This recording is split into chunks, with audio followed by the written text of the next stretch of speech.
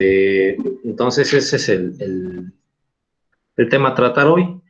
Aquí pues mi intención con esta charla, más que nada, es dar a conocer los aspectos generales, pues tanto del método CCM, ¿no? Es un método electromagnético que se emplea en alta mar en la exploración de hidrocarburos y que pues también la importancia que tiene realizar el modelamiento de datos geofísicos en esta rama, ¿no? Entonces, pues bueno, eso es lo que va a tratar la charla. A manera de hacer un de darles el panorama desde en sí lo que este método concierne, en lo que este método trata, pues les voy a hablar desde las generalidades, ¿no? Del método CCM, empezando primero que nada por el papel que juega la resistividad eléctrica en la exploración de los hidrocarburos. Como ya sabrán, quienes ya han cursado algunas asignaturas que tienen que ver con la exploración de hidrocarburos, desde el punto de vista de la medición de las variables geofísicas que existen, saben que pues, la resistividad nos puede ser de gran ayuda para ubicar zonas potenciales con contenidos de hidrocarburos, ¿no? En esta diapositiva tenemos, en principio, en la imagen de la izquierda, tenemos, bueno, una representación de las resistividades. Como ustedes bien deben de saber, la resistividad pues, es una propiedad, ¿no? que nos indica qué tanto un material es susceptible a dejar transmitir por medio de sí lo que son la corriente eléctrica, ¿no? Entonces, eh, la resistividad pues está definida en diferentes rangos y estos rangos de su medición pueden ser atribuidos a distintos minerales, a distintos materiales geológicos, como es el caso de las rocas, de los tipos de metales, del agua oceánica, de los hidrocarburos mismos, etcétera, ¿no? Por medio de esta propiedad, pues podemos ubicar dónde es más factible en una exploración donde lo que se busca es el hidrocarburo, donde se puede llegar a contener con mayor eh, probabilidad, ¿no? En la imagen de la derecha, pues lo que tenemos es un registro de pozo de resistividad eléctrica, el cual nos va indicando dónde debido a los valores más altos de resistividad, pues donde se encuentra contenido de hidrocarburo. Y bueno, en sí, debido a esta firma, digamos, que tienen los reservorios de hidrocarburos, a la resistividad o debido a esta respuesta, es que se han llegado a establecer o a idear distintas metodologías para poder encontrarlos. Cabe recordar que en este caso los hidrocarburos presentan resistividades altas, del orden de 100 ons metro hacia arriba, debido a que, pues bueno, como sabemos, son materiales que fungen como aislantes, ¿no? O sea, fungen como materiales que no son conductores, ¿no? Sino que vienen siendo lo contrario, que vienen siendo resistivos.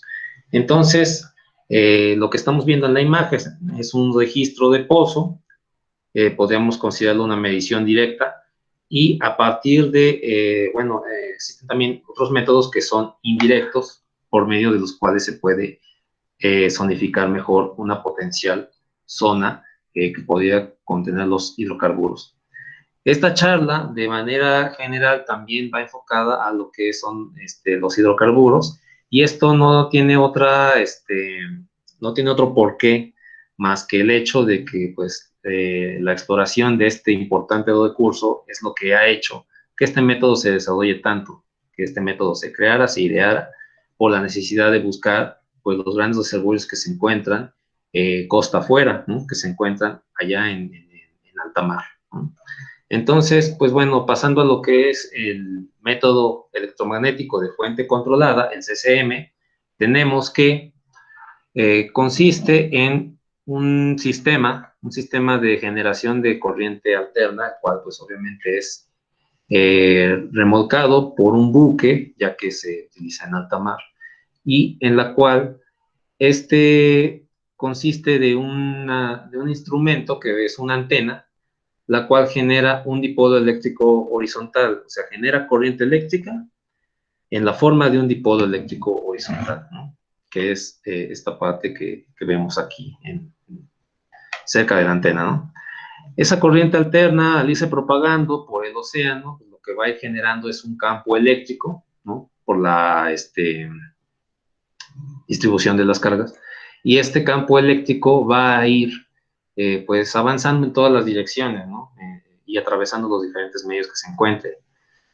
En este caso, pues va a atravesar también lo que son, lo que es el sustrato rocoso que se encuentra por debajo del lecho marino, y eso es lo que va a generar que este campo reciba o tenga ciertas perturbaciones, las cuales nosotros vamos a medir por medio de los receptores, ¿no? Aparatos que nos ayudan a medir el campo eléctrico y el campo magnético. Al final de cuentas son las dos componentes que nos interesan en este caso. Y esos son los datos electromagnéticos que se van a captar por medio de este método, ambos campos, ¿no?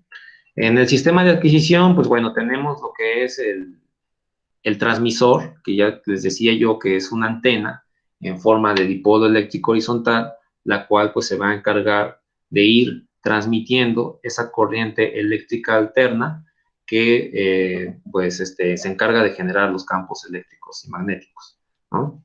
Y, y también tenemos lo que son los receptores de fondo marino.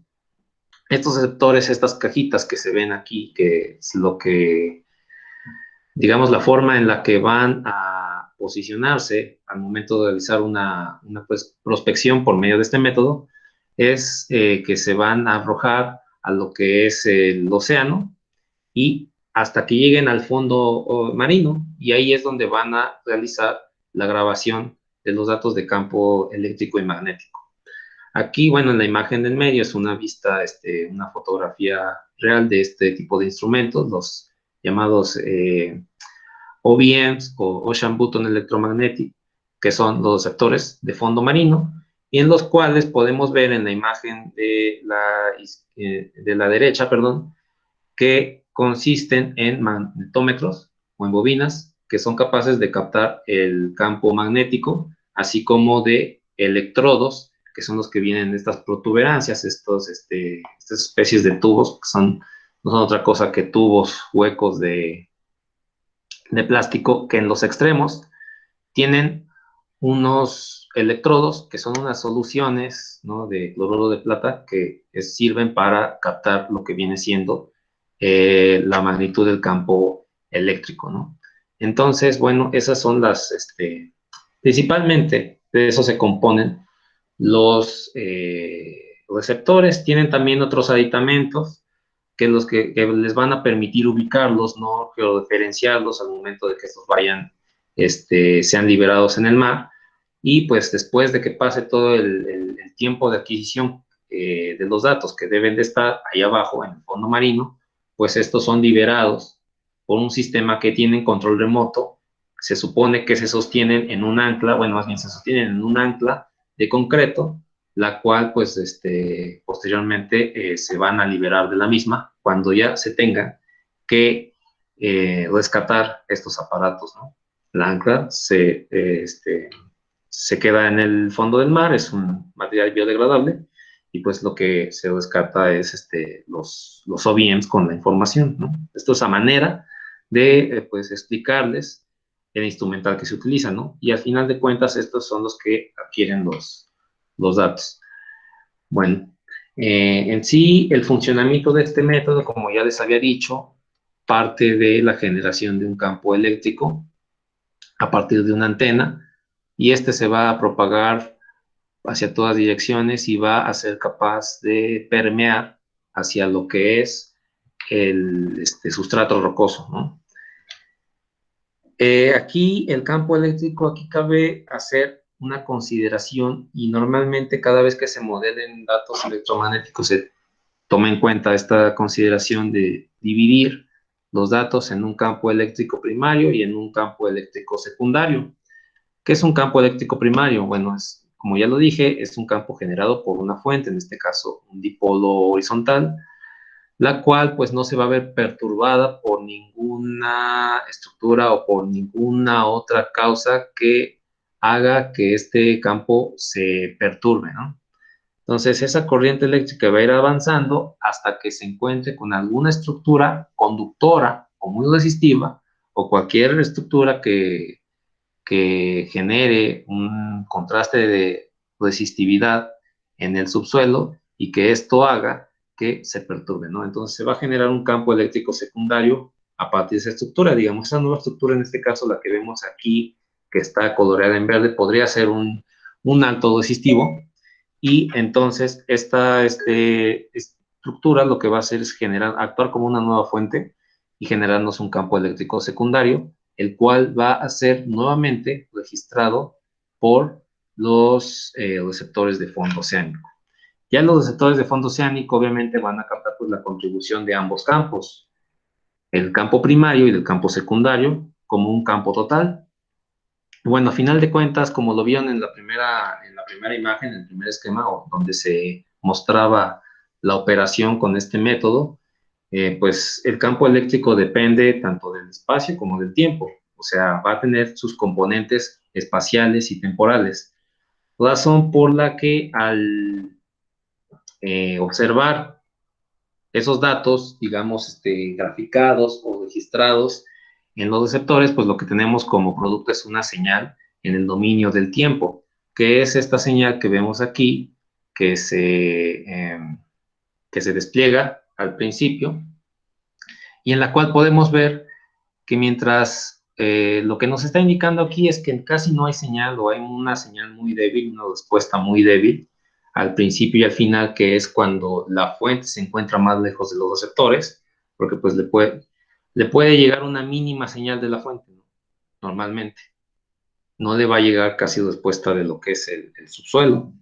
Posteriormente, ya cuando el transmisor se va acercando a lo que viene siendo el receptor, pues entonces va a sentir con mayor, va a tener mayor respuesta a esa señal electromagnética, pero lo vamos a ver como una pequeña banda que pues contiene una señal saturada, muy caótica, de la cual pues se podría llegar a interpretar muy poco, la verdad. Entonces, de aquí que lo que prosigue es realizar la transformación de estos datos hacia lo que es el dominio de las frecuencias. En frecuencia, ¿por qué?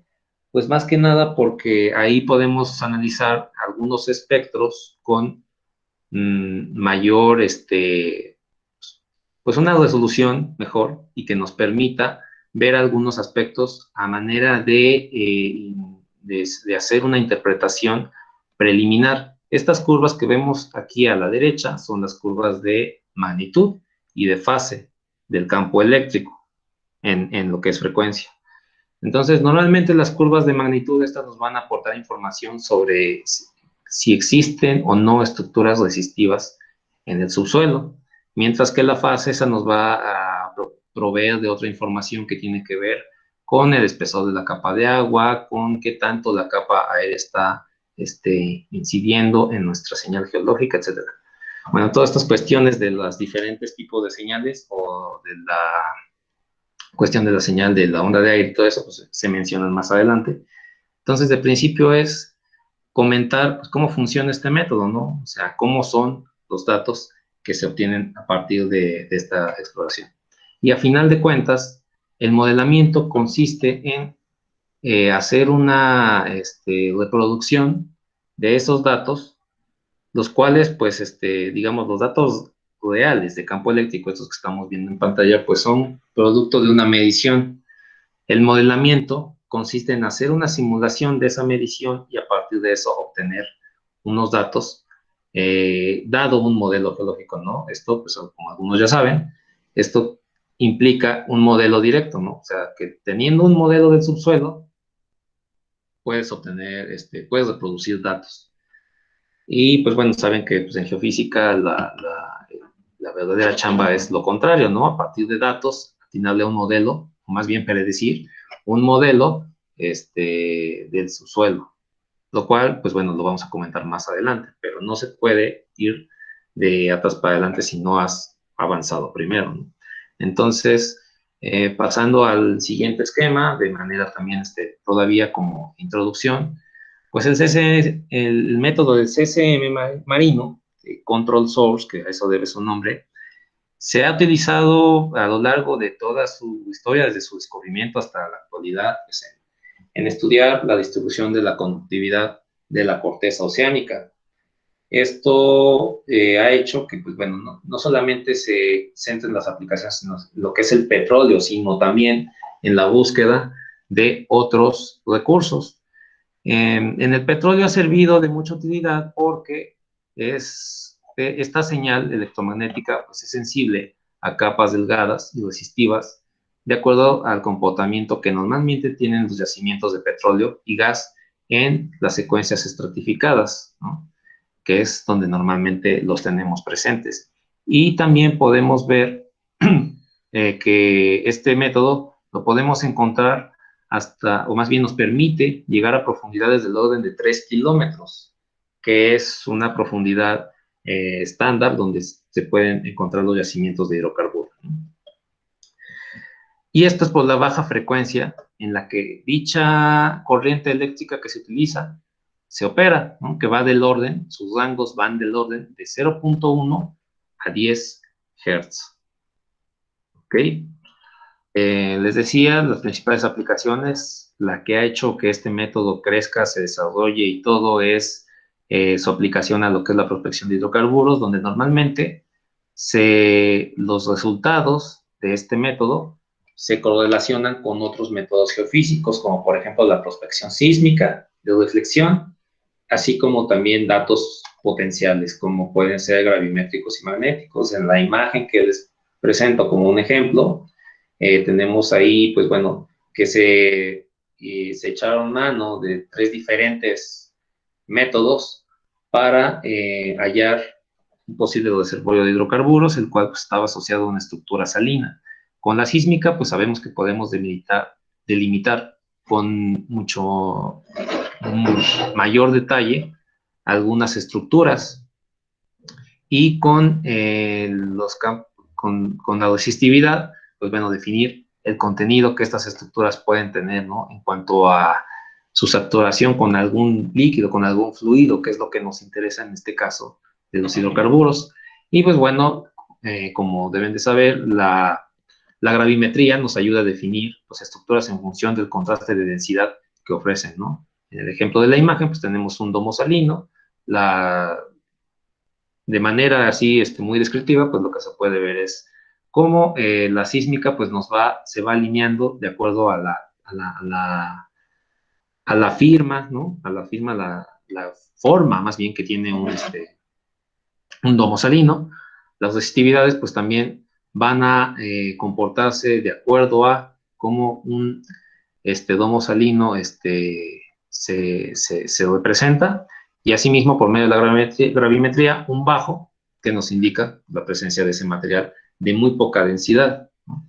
A final de cuentas, lo que buscamos con el CCM son anomalías de resistividad alta, ya que como les dije en un principio de la charla, pues lo que se busca en el campo de los hidrocarburos es esas anomalías altas debido a que son las que nos indican dónde puede estar ese material que es poco conductor, ¿no? Ya que muchas veces la sísmica, sí es buena, o sea, nos da idea de ciertas estructuras que podemos asociar con el petróleo, por medio del procesamiento de estos datos sísmicos, por medio de los atributos sísmicos, podemos sacar información que nos es indicadora de que existen esos yacimientos, pero pues no con un 100% de exactitud o de probabilidad. Sabemos que es un método que se ha ido desarrollando más velozmente que otros, pero que pues aún así todavía tiene su cierto grado de incertidumbre, y correlacionarlo con un dato como es el electromagnético, en el cual pues te lleva a tener una mayor precisión al momento de proponer dónde se puede extraer ese recurso, pues es mucho mejor, ¿no? En la imagen de la derecha, en esta diapositiva, tenemos el ejemplo de un pozo, bueno, de lo que parecería también estructuras aledañas a un domo salino, ¿no? En las cuales, por un lado, no hay presencia de anomalías resistivas, se perforó un pozo y pues bueno, este no fue producido, no fue productor, perdón. Y por el otro lado tenemos pues otra perforación que se hizo en una zona donde pues además de presentarse estructuras que geológicamente sugerían la presencia de un yacimiento petrolero, pues también tenemos la confirmación por medio de la anomalía resistiva que pues, nos dice que pues, ahí es factible para perforar, se perforó y este pozo pues sí está produciendo, ¿no? De acuerdo a la información obtenida de GNGS. Ok, no solamente en los hidrocarburos esta técnica se ha empleado, se emplea también en lo que es la exploración geotérmica, donde pues también se busca por medio de lo que son la correlación de datos sísmicos y datos electromagnéticos, algunos escenarios geológicos en los cuales se pueda obtener el recurso. En este caso, pues el recurso son soluciones hidrotermales, ¿no? Las cuales, pues bueno, como ustedes saben, pues son fluidos que se encuentran dentro de la corteza, ¿no? Normalmente son acuíferos, los cuales pues se encuentran cerca de un cuerpo de alta temperatura y estos al emerger hacia la corteza, pues bueno, sirven para algunas aplicaciones, entre ellas la más importante, la generación de energía eléctrica. Por allá del año 2015 al 2018 aproximadamente, se estuvo realizando una campaña de exploración en el Golfo de California, en la cual lo que se buscaba era pues ver la factibilidad acerca del aprovechamiento de las fuentes hidrotermales que habían en el Golfo por toda la actividad tectónica que tiene y ver si era aprovechable como un recurso geotérmico. Entonces se hicieron campañas de exploración de sísmica, de electromagnética, entre otros métodos, pero geofísicos principalmente estos dos. Vemos en la derecha eh, ejemplos de secciones de resistividad eléctrica y vemos que, bueno, son del mismo perfil, pero podemos ver también que siendo las dos resistividad, pues no obtenemos la imagen la misma imagen y esto se debe a que en una se está midiendo o se está representando la resistividad vertical y en otra la resistividad horizontal. ¿Ok? Esto se debe, o tenemos dos resistividades en este caso, porque pues se está considerando lo que es la anisotropía del medio. La anisotropía es aquella consideración que se hace de que una propiedad física no va a medir lo mismo medida en una dirección que medida en otra. Entonces, la resistividad vertical se le considera cuando se mide verticalmente esta propiedad y la horizontal, pues lo propio, ¿no? Cuando se mide horizontalmente. Entonces, aquí la manera, esto vale la pena considerarlo cuando uno ve la sección sísmica, pues, ¿qué es lo que se busca? Al igual que, o similar a lo del petróleo, en el caso de la sísmica, lo que se busca son estructuras, en este caso, fallas, fracturas, principalmente fallamiento, que nos indique que puede haber un ascenso de estos líquidos de alta temperatura hacia la superficie.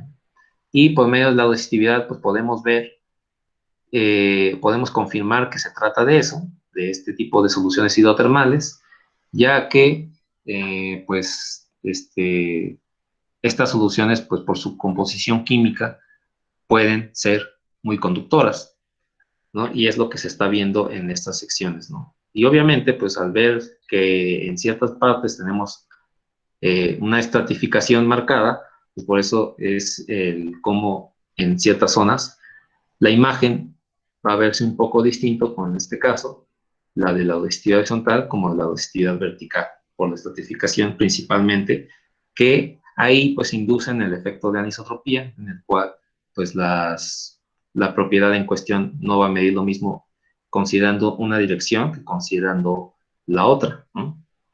Más que nada. Ese sería el caso de la geotermia, ¿no? Bueno, y aquí yéndonos un poco más a antecedentes del método, la historia del método, nada más para entrar en contexto, pues este es un método relativamente nuevo con respecto a otros métodos geofísicos. Se empezó a experimentar con él a partir de 1989.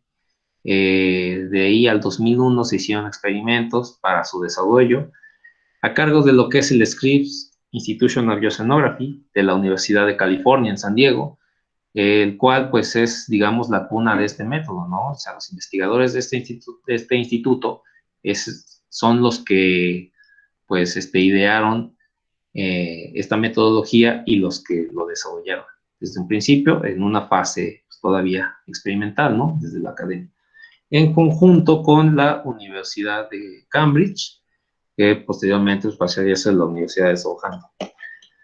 Hasta 1995, bueno, en este lapso de tiempo, en el año 1995, se desarrolló comercialmente el método MT por AOA Geophysics, y pues bueno, el MT marino, cabe recalcar, este método es similar al CCM, solamente que no se utiliza una fuente controlada, es decir, el CCM le decimos fuente controlada porque se utiliza una fuente que pues se puede manipular, ¿no? Desde el buque se puede modular la intensidad de la corriente, entre otras cosas, ¿no?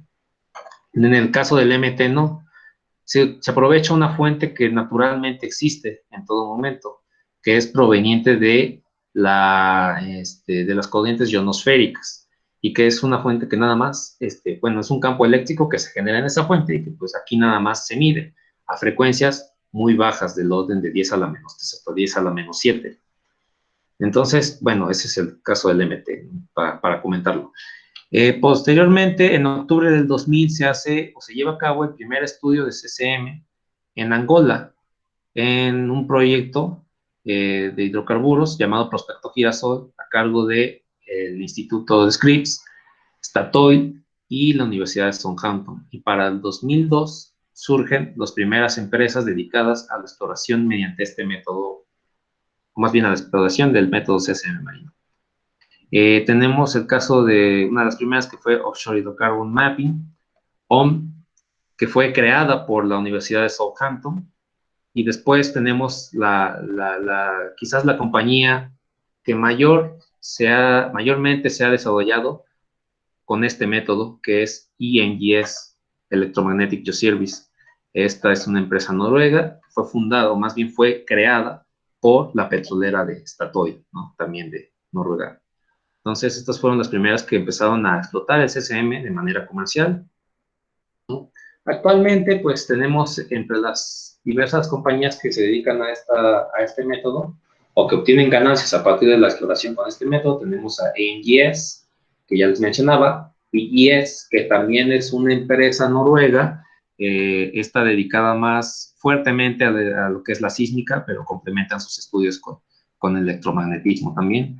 KMS Technologies, que es una empresa gringa, y que también se dedica a la exploración con el método electromagnético de fuente controlada. Estas tres son las que comercialmente, digamos, más fuertes a nivel mundial tienen presencia hoy en la actualidad. Y también, pues bueno, no es una compañía, pero es, digamos, donde nació este método, que es el Scripps, es donde pues se sigue haciendo desarrollos, más que nada ya a nivel numérico, ¿no? Que es de lo que es esta charla. Ok, entonces hablábamos del modelamiento. El modelamiento de los datos, que como yo les dije, va a consistir en la reproducción de los datos adquiridos en campo de manera computacional, ¿no? Por medio de un modelo, si bien ficticio, es un modelo propuesto, que va a servir como antecedente para después realizar otro cálculo importante, que es el de la inversión de datos, en el cual no me voy a meter mucho en esta charla, pero que es pues el fundamental método que se utiliza en geofísica para predecir un modelo del subsuelo, ¿no? Dados unos datos. Ok, tenemos, pues, en cuanto a los antecedentes, esquemas de modelado que se han hecho. Primero, fueron en una dimensión. Es el caso más simple en cualquier exploración, desde el punto de vista de la conceptualización del subsuelo.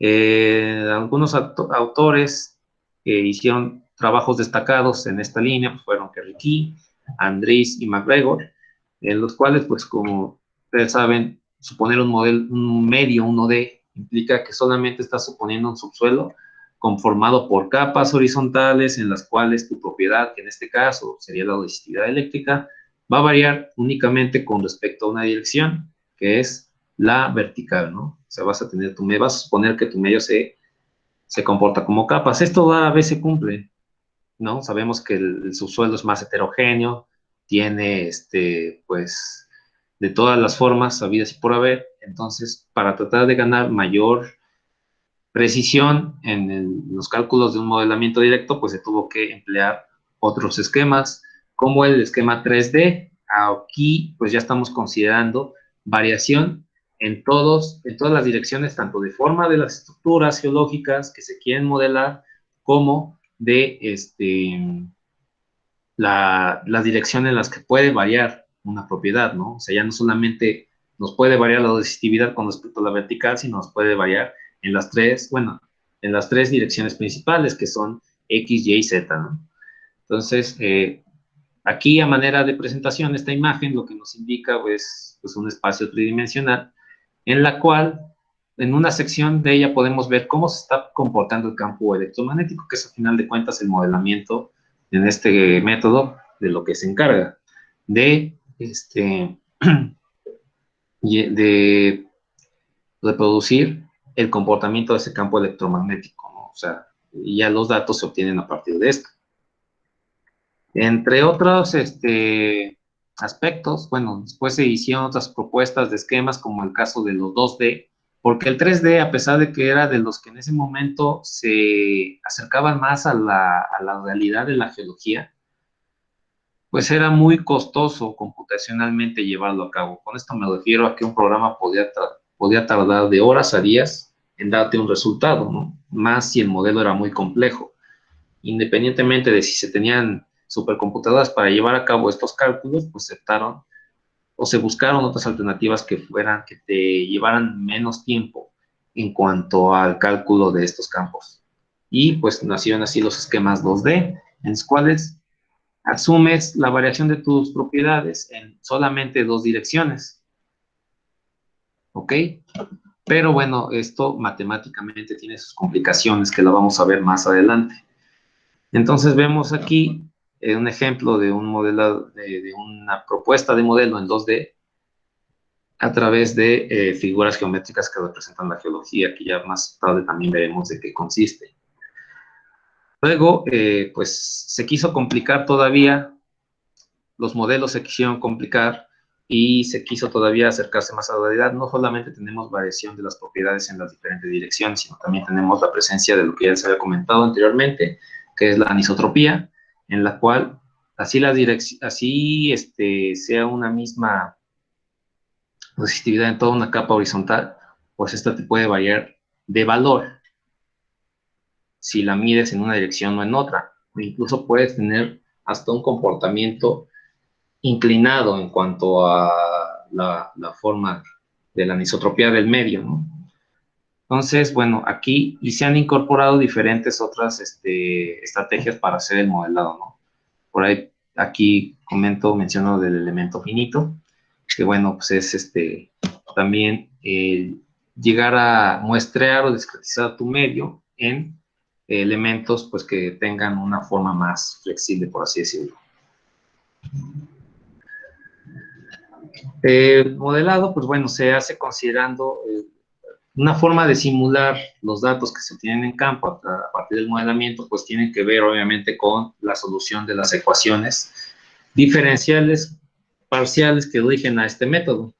Y en esto, pues tienes que considerar, si las ecuaciones las consideras en el dominio del tiempo, si las consideras en el dominio de la frecuencia, y pues van a darte diferentes versiones, y pues también con ello, diferentes estrategias para poderlas resolver.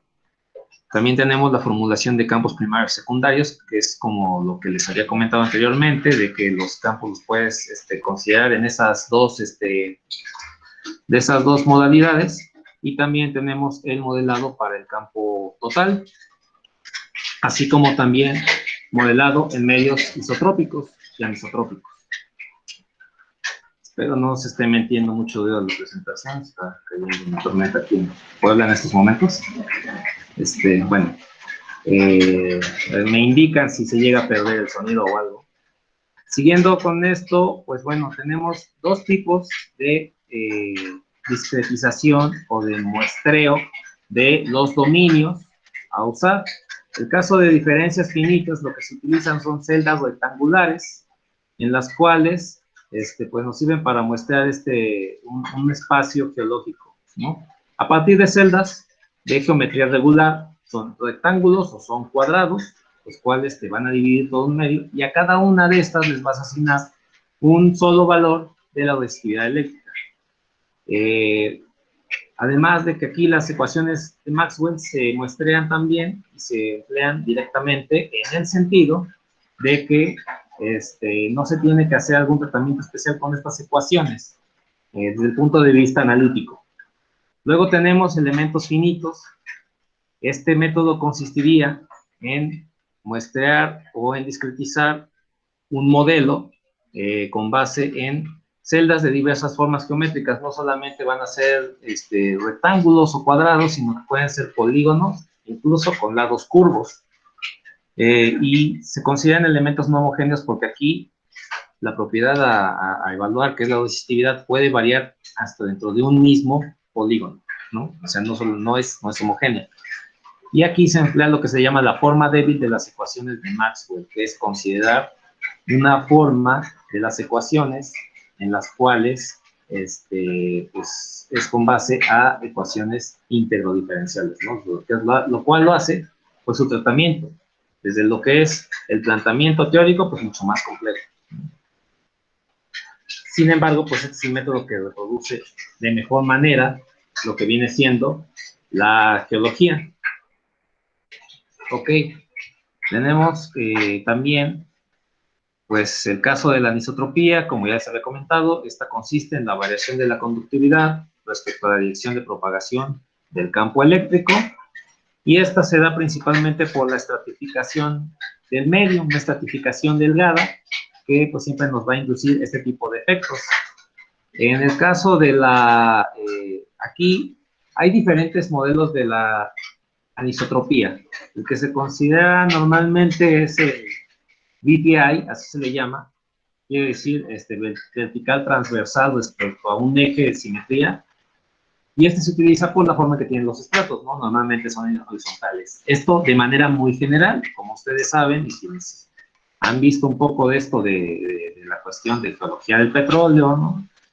Y quienes han trabajado con estas cuestiones también desde el punto de vista de la sísmica, pues saben que no es la única forma de anisotropía que existe, y mucho menos la única que rige los yacimientos, pero es una primera aproximación de las más usadas por simplicidad, obviamente.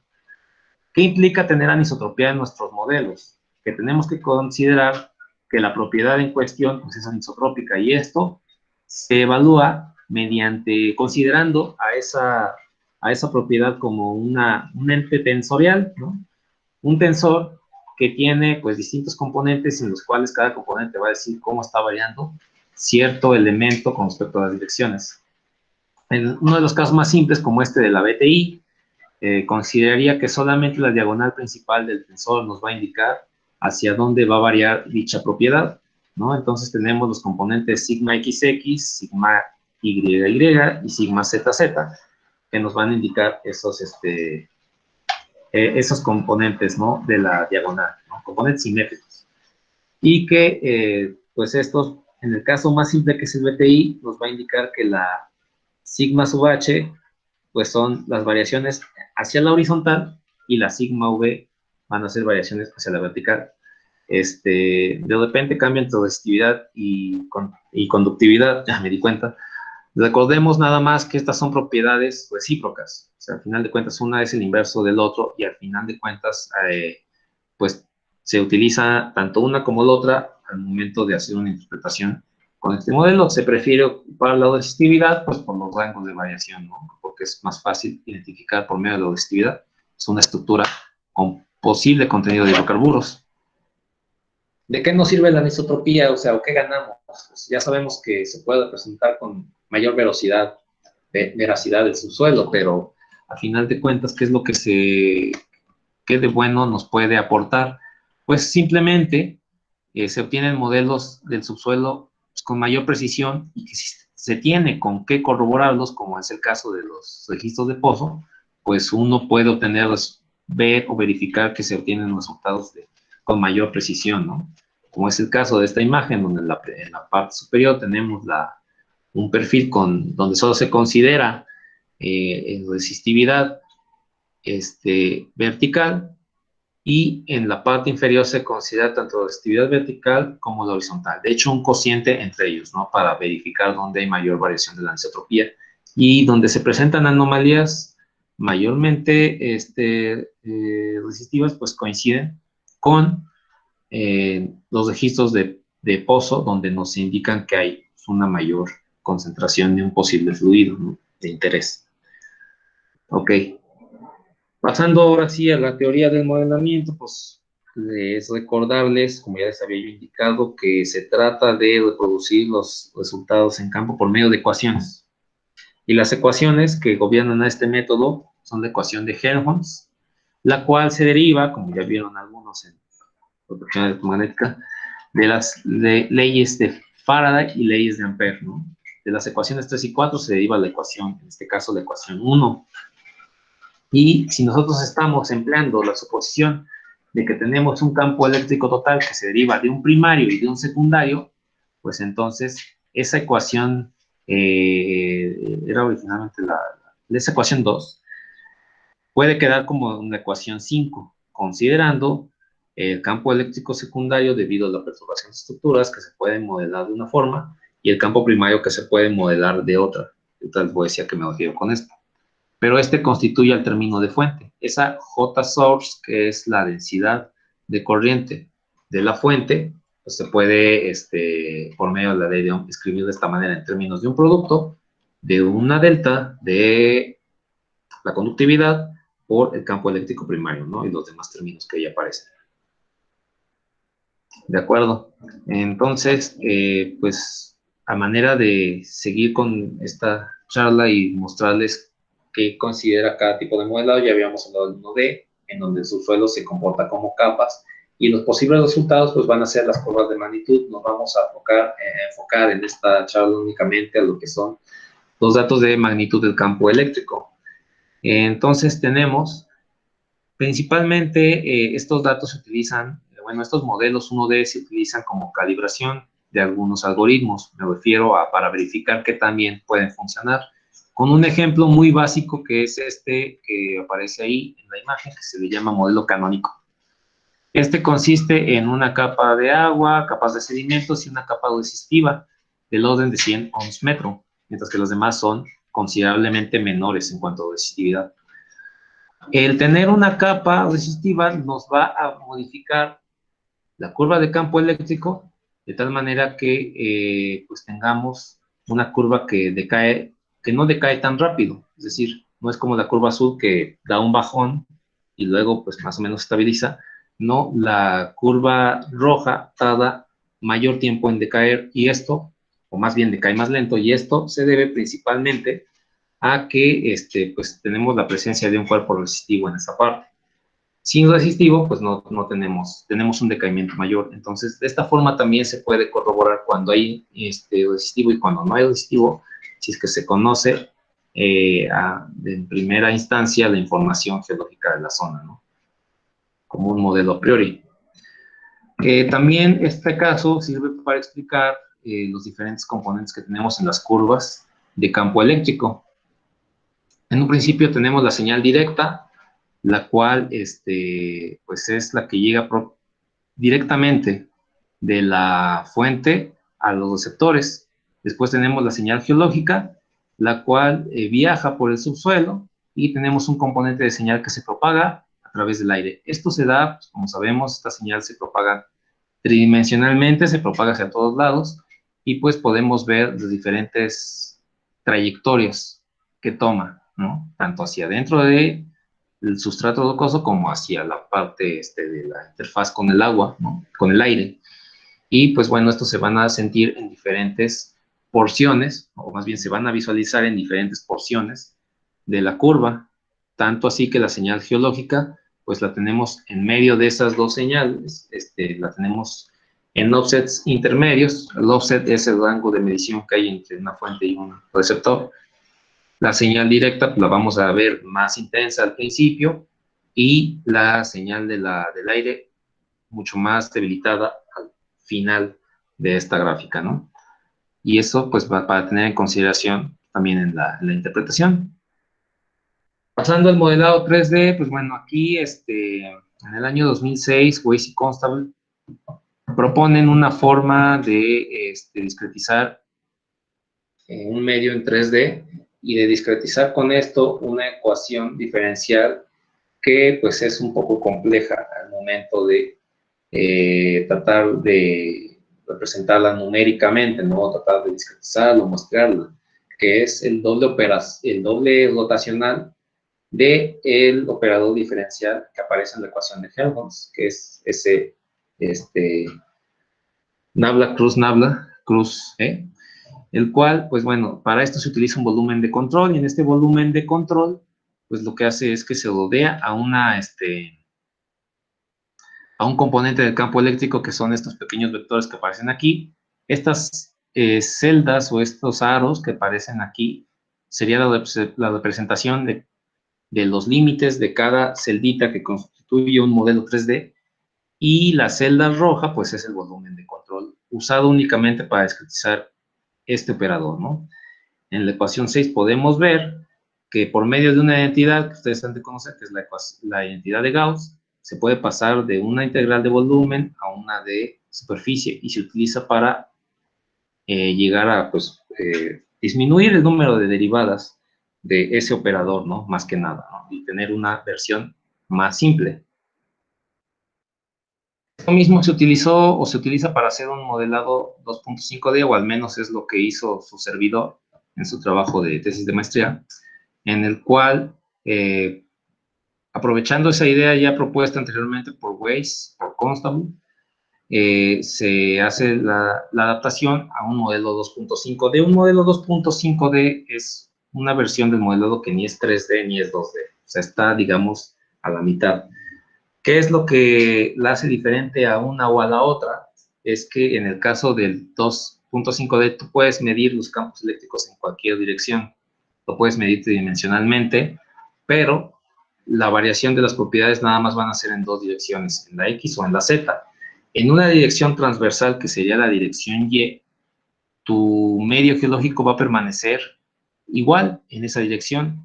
Se pueden ver como estructuras que están localmente acotadas en ese corte XZ, pues se puede ver como estructuras alargadas en esa dirección transversal Y. Y eso es lo que se propuso. Bueno, esa es la forma como conceptualmente se puede entender el 2,5D, ¿no? Y bueno, como estamos considerando que se alarga en una dirección donde la conductividad o las propiedades físicas de interés no van a variar, entonces se tiene que emplear lo que es la transformada de Fourier en esa dirección, transformada de Fourier espacial.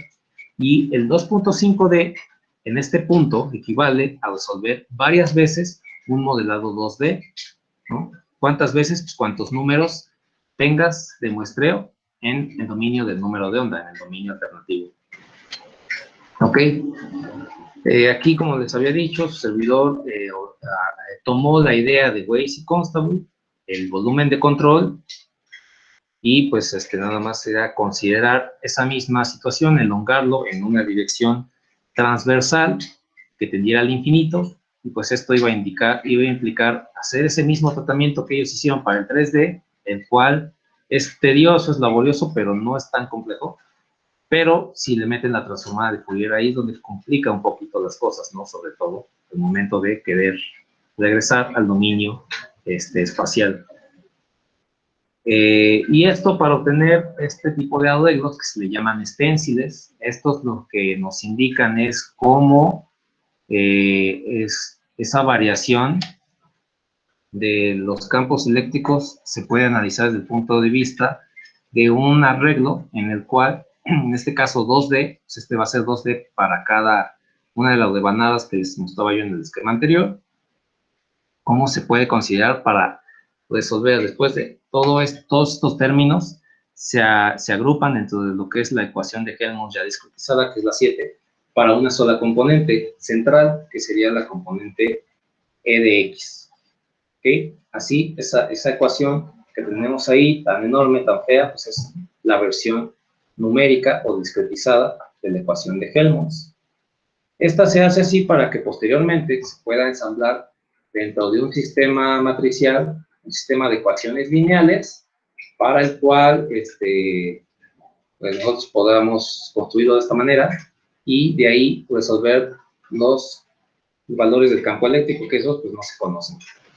Uno puede conocer cuánto valen las dimensiones de nuestro medio, cuánto estamos utilizando en X, en Y, en Z, en K de Y, en el dominio del número de Lambda, pero no los campos eléctricos, y también los términos de fuente pues son, o que se supone son conocidos. Haciendo una inversión de esta matriz, se puede llegar al resultado de esos campos eléctricos. Ya estamos por casi finalizando, ya nada más comento acerca de los resultados que obtuve tras hacer ese modelado. En principio, pues hay que calibrar o hay que tener cuidado con la transformada de Fourier que se emplea para que, pues bueno, a raíz de esta, pues los demás resultados también sean acordes, sean coherentes. Entonces, de toda una línea se simuló un medio oceánico sin subsuelo, en el cual pues lo que se tiene nada más es la suposición de que tenemos el transmisor, una línea de receptores, tenemos pura agua, no tenemos ninguna estructura que nos vaya a afectar el campo eléctrico primario, lo cual quiere decir que no vamos a tener campo eléctrico secundario, solamente el primario y el total, que deben de ser iguales, obviamente, porque si no tienes campo secundario, entonces te van a dar lo mismo. Y aquí esto se lleva a cabo para que ver si la transformada está haciendo bien los cálculos. Se empalma completamente con un nivel de dolor muy bajo, no lo muestro aquí, pero es del orden de 0.7%, bastante bueno. Y pues bueno, aquí nada más la estrategia que se utilizó para hacer esa transformada de Fourier es por medio de una transformada de Fourier directa y interpolación por splines cúbicos, lo cual voy a comentar posteriormente cuáles son sus limitaciones. Luego tenemos aquí un caso ya más complejo, un modelo propuesto que consiste en sedimentos, en un reservorio de hidrocarburo, y además estos sedimentos son anisotrópicos, es decir, la odesividad no vale lo mismo vertical que horizontalmente. Vertical se le asigna un valor de 2 ons metro, horizontal uno de 1, el reservorio con odesividad de 100 ons metro, y con esas dimensiones que se detallan en la figura. Entonces, para este medio se también calcularon los datos de campo eléctrico y se presentan en unas curvas de magnitud contra offset. Entonces, tenemos aquí la comparación que se hizo son los resultados del algoritmo que su servidor desarrolló con el algoritmo de datos que una compañía nos proporcionó, que se llama GenGS, de la que mencioné anteriormente. Mientras estaba realizando esta investigación, nos apoyaron con datos para comparar nuestro esquema y pues vemos que a simple vista pues hay una buena relación entre ambos. Vemos que la tendencia que sigue uno también la sigue el otro, y al momento de evaluar pues de manera más minuciosa por medio del error normalizado, la magnitud normalizada por el error, pues vemos que hay algunas discrepancias, sobre todo en la fuente, que es todavía donde este modelado 2.5D se tiene que enfocar un poquito mejor, se tiene que trabajar más, pero a grandes rasgos resuelve bastante bien las demás zonas de ese perfil, de esa línea. Entonces eso es para el caso del 2.5. Y hablando un poco acerca de las tendencias, y de hecho este esquema que su servidor desarrolló lo meto en tendencias porque es algo que no se había trabajado de esa forma, pues está el camino hacia los nuevos software, más bien los nuevos algoritmos que se van desarrollando en este campo. Entonces, ahí vemos que desde el 2006, y esto es tomado de GenGS, ¿no? Esto es, digamos, como que ellos han publicado los avances que han tenido últimamente a nivel de imagen, a nivel de interpretación, a nivel de hardware. Lo de imagen considera modelado e inversión. Me voy a basar únicamente en eso. Y pues vemos que desde un principio, pues, en 2006 a 2009 se enfocaron en lo que era inversión de medios isotrópicos nada más. Ya de 2009 a 2012 metieron la anisotropía, la vertical, transversa, junto con datos sísmicos, y entre 2015 y 2018, pues bueno, le han ido metiendo, y han ido complicando, pues, la forma en la cual se pueden utilizar estos modelos, ya con lo que es anisotropía transversal inclinada. Es un TTI que después, que también más adelante se los explico, ¿no? También metiendo cuestiones de regulación estructural, etcétera. Bueno, también el elemento finito también se ha usado para lo que es el modelamiento, ¿no? O sea, no solamente celdas rectangulares perfectas, sino también celdas que pueden amoldar su figura a la forma de los estratos, como realmente los tenemos en el subsuelo, ¿no? De esta forma, así lo hicieron Lee y Key en el año 2007, con lo cual, pues bueno, tienen una representación, pues mucho más, con más resolución de los resultados de campo eléctrico marino. Otros trabajos más recientes, como el de Hansen, tal, en 2018, también ellos ya meten lo que es la anisotropía transversal inclinada. ¿Qué es esto de BTI? ¿Qué es esto de TTI? Bueno, la BTI ya se las expliqué.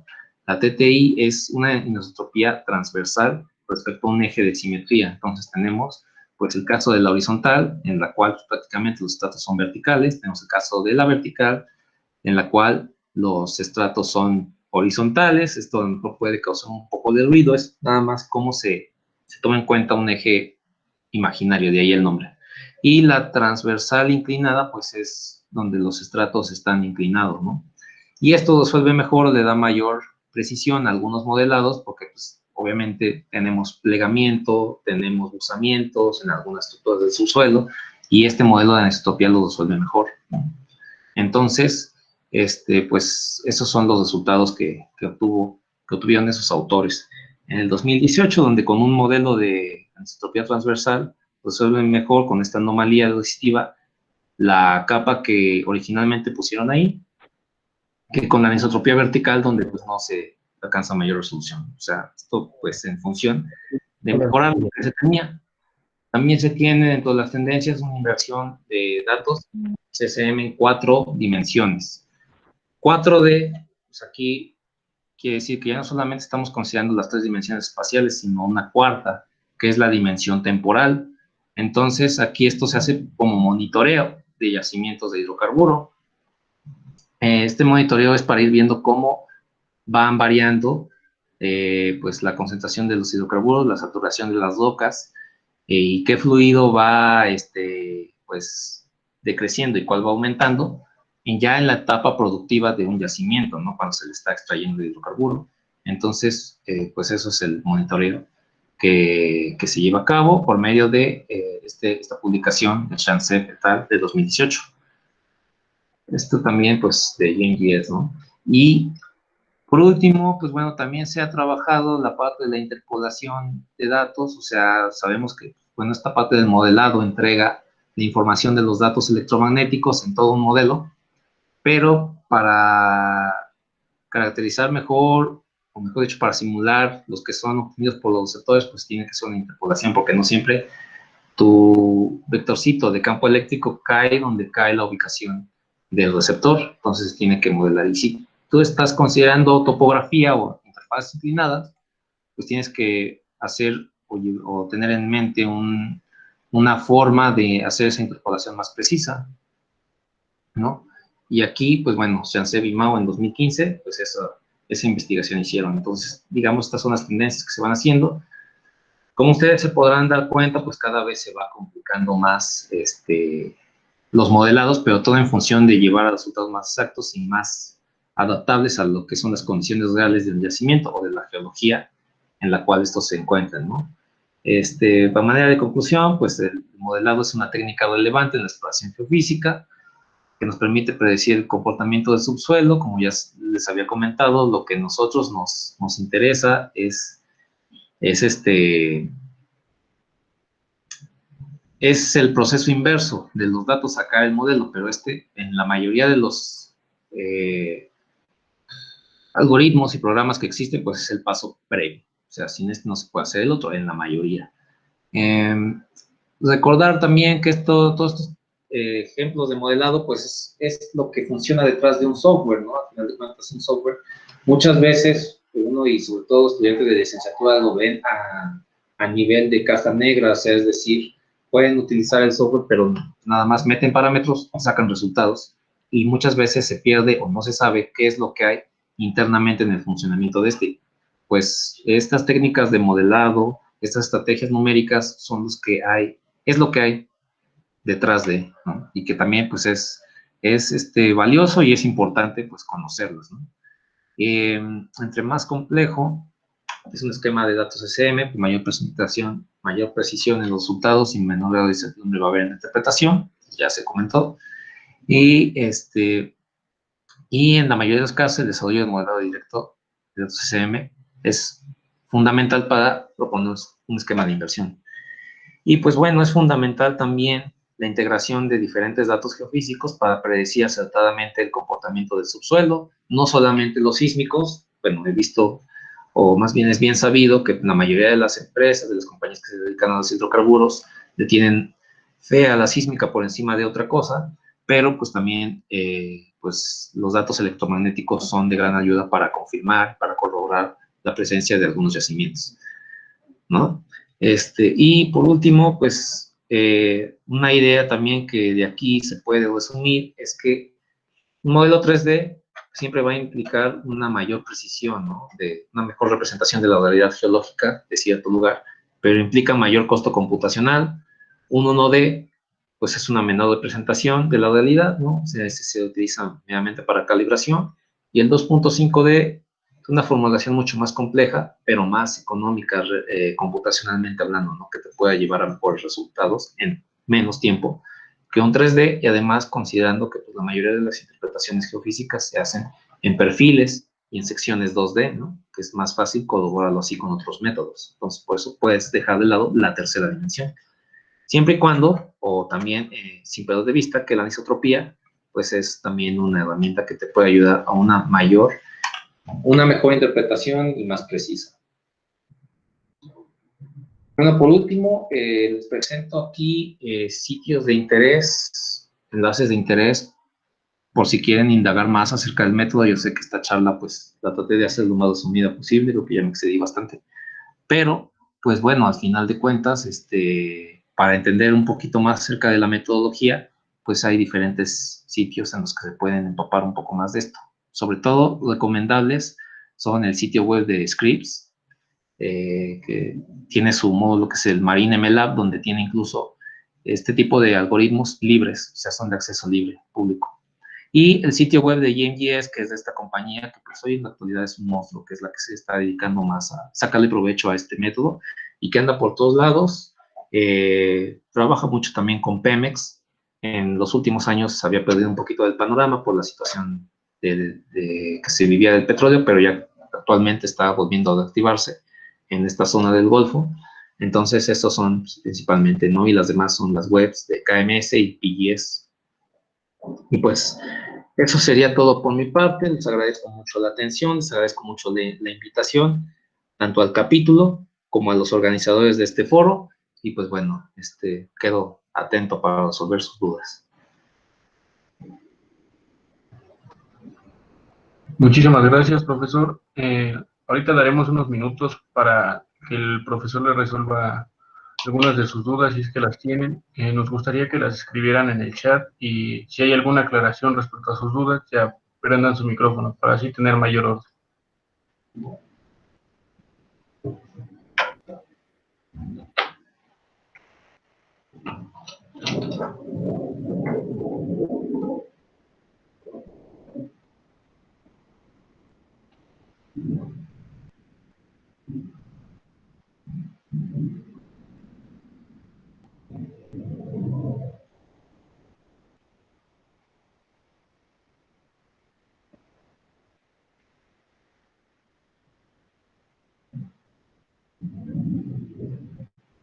Parece que todo claro. ¿Alguna Creo duda, que sí, profesor. sugerencia, queja? Bien. Buenas tardes, Julio. Le habla Crover Lazarte, desde Perú. Dime. Buenas tardes. Bueno, una muy buena presentación por su parte, primeramente. Segundo, una duda puntual, ¿no? El método que ha utilizado me parece una técnica, bueno, se está usando ya con mayor intensidad, creo, en estos últimos años, ¿no? En el mundo petrolero y en otros campos de aplicación. pero usted habló hasta el modelado 3D. Y no sé si nos podría comentar un poco de un 4D con método, con el método que usted menciona, ¿no? El CSM. CCM, Y han utilizado, ha tenido experiencia haciendo 4D con el método, ¿no? Sabemos que para poder hacer, por ejemplo, en sísmica sí podemos trabajar con 4D o 4C, ¿no? Eh, considerando el tiempo ya como otro espacio, ¿no? Eso es la duda, gracias. sí, desde luego, pues el modelado 4D, pues como ya se mencionó, consiste en considerar además la variable temporal, o sea, es decir, no solamente cómo va variando el subsuelo en las tres dimensiones espaciales, sino también cómo va variando al transcurrir el tiempo. Y en este caso, pues es importante considerarlo en el monitoreo de un yacimiento, ¿no? Para ver cómo va fluctuando al momento de estarlo extrayendo, ¿no? O sea, conforme la extracción procede, pues cómo se va abatiendo, digan, por decirlo de alguna forma, el yacimiento o más bien el hidrocarburo en un reservorio. Eso es principalmente. En cuanto a la cuestión de la formulación matemática, pues bueno, aquí durante la presentación también se comentó que se tiene que considerar eh, el modelado temporal, que es decir, las ecuaciones que son las de Maxwell, ¿no? Que son las que normalmente las que se consideran en un principio, pues son ecuaciones que están formuladas en el dominio temporal y contienen variables de tiempo, ¿no? Entonces, los esquemas de modelado, pues van a consistir, lógicamente, en hacer una discretización en este dominio e ir viendo cómo va evolucionando, digamos, las variables geofísicas, en este caso el campo electromagnético, para, para ir haciendo la predicción de cómo va el yacimiento con respecto al tiempo, a partir del campo eléctrico y de las propiedades físicas. Muchas gracias. Otra consulta y otra duda que tengo es, ya trabajando, bueno, con estos métodos, sabemos que la sísmica es un método que tiene un costo un poco elevado, ¿no? Más en aguas profundas como los que ustedes tienen en México. En cuanto al MT, los costos, ¿cómo varían? ¿Es más, menos, o cómo lo cobran? ¿Por punto, por línea, por área de estudio? ¿Podría, no sé, con su experiencia, explicar un poco de ello? Sí, bueno, los costos son menores en cuanto a la sísmica. En principio, pues por la fuente que se utiliza, ¿no? Aquí, pues no se hace uso de una fuente como lo que es los shotguns en sísmica, ¿no? Sino que es una fuente, es una antena, la cual generarla realmente, generar este tipo de energía electromagnética no es tan complejo ni tan caro. Y además se va aprovechando que los receptores, pues son aparatos que se, digamos, pues se vuelven a utilizar cuantas veces sea necesario, porque por lo mismo se ponen en el fondo escénico, pero cuando termina la campaña de adquisición, pues estos se recuperan, ¿no? Entonces, sí tiene un costo elevado también, obviamente, se hace una adquisición de este método, pero con relación a la sísmica, mucho menor. Actualmente desconozco en cuánto más o menos esté la cotización de este método, pero más o menos sí no compite con la sísmica.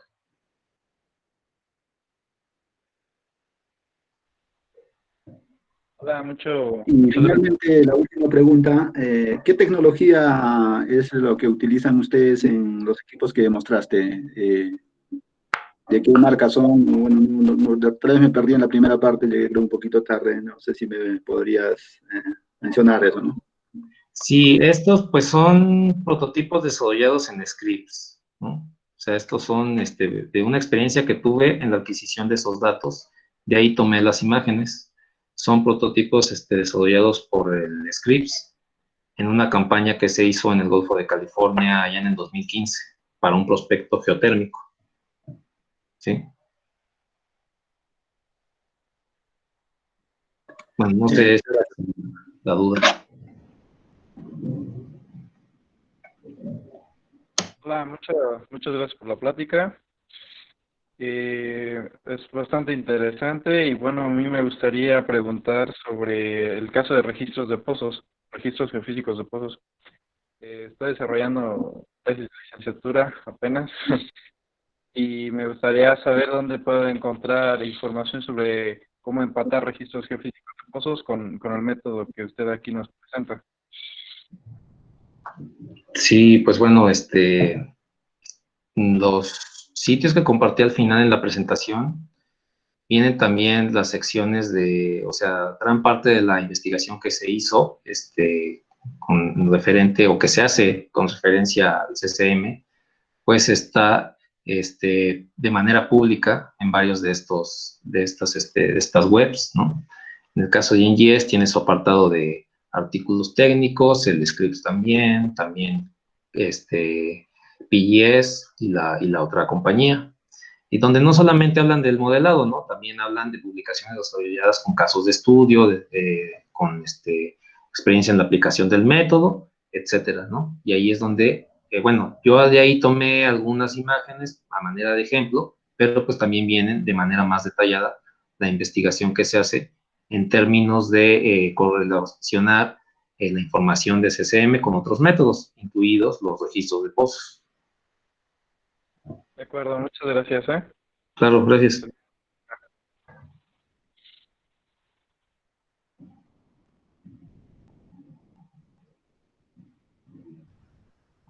¿Alguien más tiene alguna otra pregunta?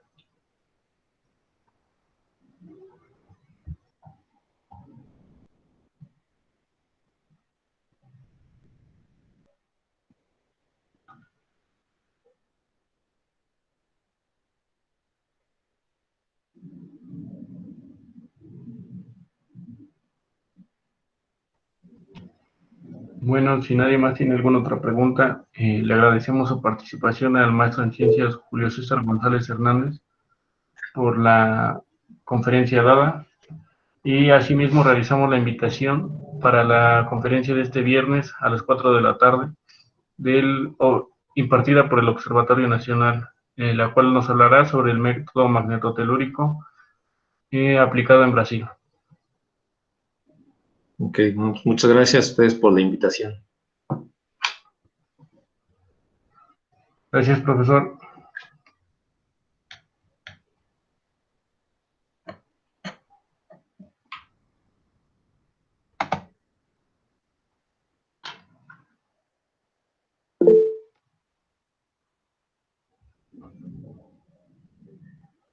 Y gracias a todos ustedes por estar al pendiente.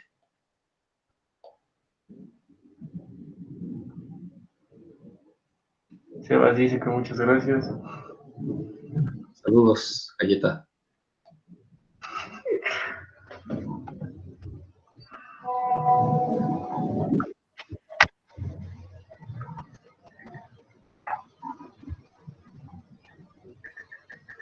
Vámonos, que aquí espantan. Hasta luego, un saludo a todos. Vale.